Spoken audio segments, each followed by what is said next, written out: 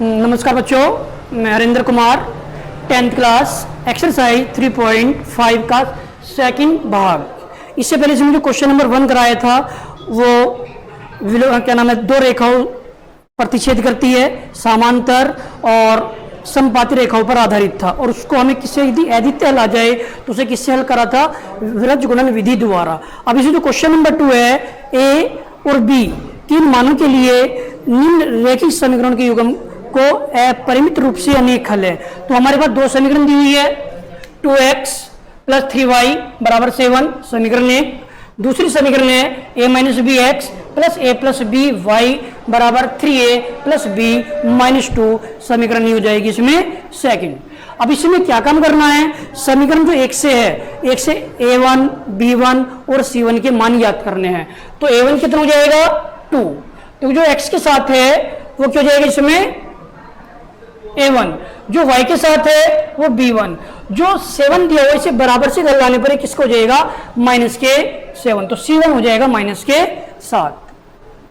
फिर इसी तरह से समीकरण जो सेकंड दी हुई है a माइनस बी एक्स, तो x के साथ क्या है इसमें a माइनस बी, तो a2 का मान कितना हो जाएगा a माइनस बी, और b2 का मान कितना हो जाएगा a प्लस बी।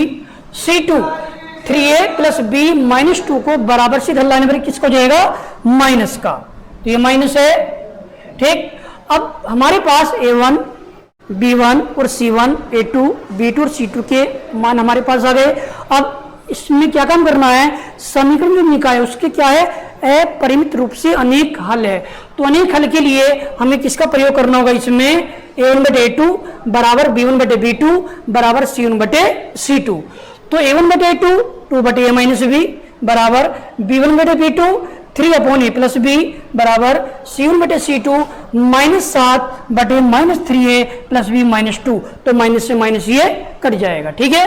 तो हमारे पास ये तीन पद है जो तीनों बराबर है, तो इसमें अब क्या करना होगा, फर्स्ट और सेकंड से, पहले पद और दूसरे पद से 2 बटे a माइनस बी बराबर 3 बटे a प्लस बी, ठीक है। तो इसमें 2 बटे a माइनस बी बराबर 3 बटे a प्लस बी, इन दोनों पदों की आपस में क्या करनी है, क्रॉस मल्टीप्लाई करनी है। तो 3 की a में गुना करने पर 3a और 3 की b में माइनस के 3b, 2 की a में 2a, 2 की b में 2b। अब इसमें 2a को 3a के साथ लाना है, तो 3a में से 2a माइनस हो जाएगा माइनस 3b, तो माइनस 2b बराबर 0। तो 3a में से 2a को लेस करने पर क्या जाएगा a माइनस के 3b और माइनस के 2b, तो कितने हो जाएगा माइनस के 5 बराबर 0। तो ये बन जाएगी समीकरण नंबर 3। अब समीकरण 3, अब इसी प्रकार अब सेकंड और थर्ड से जो दूसरा पद है और तीसरे पद से, तो 3 बटे a प्लस बी बराबर 7 बटे 3a प्लस बी माइनस 2, तो इसकी भी त्रिशी गुना करनी है। तो सबसे पहले क्या काम करना है, 3 की 3 a में गुना करने पर 9a, 3 की b में 3b, 3 की 2 में गुना करने पर माइनस के 6, 7 की a में गुना करने पर 7a और 7 की b में गुना करने पर प्लस 7b आ जाएगा, ठीक है ना। अब a वाले जो पद है इन दोनों को एक साथ लाना है, तो 7a को बराबर से लाने पर किसको जाएगा माइनस का, और प्लस 3b और माइनस 7b बराबर माइनस के 6, जो माइनस 6 बराबर से इधर जाने पर किसको जाएगा ये प्लस का। तो ये अब 9a में से 7a को लेस करने पर 2a आ जाएगा, 3b प्लस के और माइनस के 7b, तो माइनस के 4b बराबर 0। अब इसमें 2a और 4b में क्या कॉमन है, 2 कॉमन हो जाएगा, a माइनस 2b बराबर 6, 2 से 6 को डिवाइड कर दो तो 3, a माइनस 2b बराबर 3। तो इस तरह से हमारे पास समीकरण नंबर 4 प्राप्त हो जाएगी। अब इन दोनों समीकरणों को ये नंबर 3 और ये नंबर 4 समीकरण है, इन दोनों को हम विलोपन विधि से हल कर सकते हैं। करने को तो हम इसे विरज गुणन विधि से भी हल कर सकते हैं, पर इन चारों विधियों में जो भी विधि आसान है वो कौन सी है, विलोपन विधि द्वारा इसे हम हल कर सकते हैं। इस क्वेश्चन में ऐसा कुछ नहीं दिया हुआ कि इसे तुम्हें किस विधि से कंप्लीट करना है, ठीक है ना। तो हमने इसे किससे करा, विलोपन विधि से। तो a माइनस 5b बराबर 0 और a माइनस 2b बराबर 3।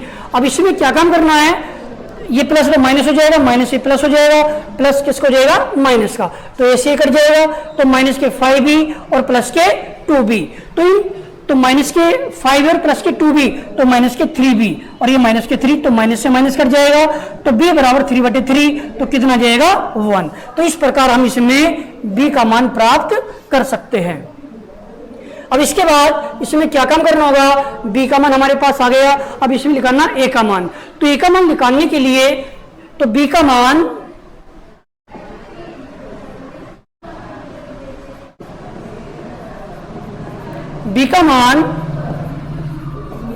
समीकरण 1 में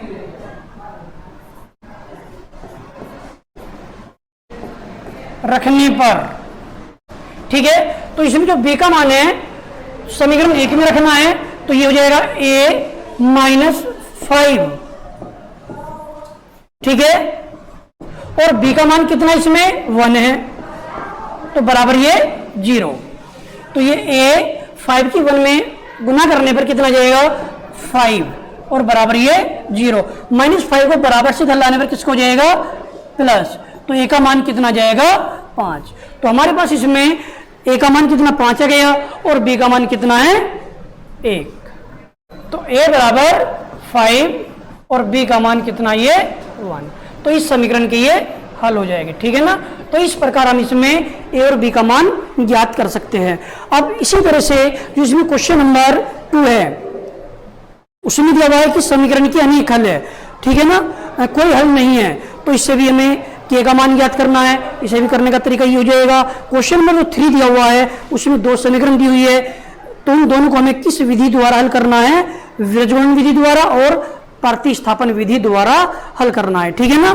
तो ये इस क्वेश्चन को कंप्लीट कर लोगे, तो ये जो प्रतिस्थापन है इसे जो पहली एक्सरसाइज थी उसमें कराया था, और विरजगुणन विधि के द्वारा जो फर्स्ट भाग था वो कंप्लीट कराया था, ठीक है ना। तो इस क्वेश्चन को तुम्हें दोनों विधियों द्वारा हल करना है, प्रतिस्थापन विधि और विलोपन विधि द्वारा, ठीक है। आज के लिए इतना ही, थैंक यू।